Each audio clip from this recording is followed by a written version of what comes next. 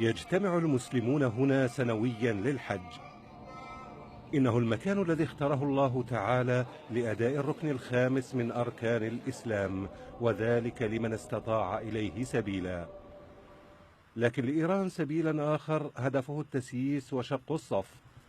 المرشد الأعلى علي خامنئي يفتي بجواز الحج هذا العام في مرقد الإمام الحسين بكربلاء، خبر نزل كالصاعقة حتى على الكثير من المؤيدين لإيران.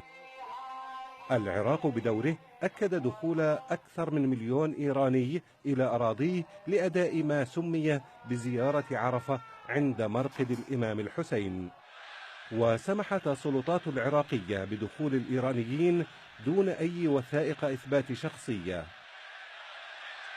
ولطهران مآرب أخرى في حجها المزعوم بجانب شق صف المسلمين في اجتماعهم السنوي. تشير تقارير هنا إلى أن السلطات الإيرانية تسعى إلى السيطرة الاقتصادية على الأماكن الدينية في العراق، حيث تهيمن شركات إيرانية على المرافق السياحية التي تدر أموالا طائلة تنافس أموال النفط.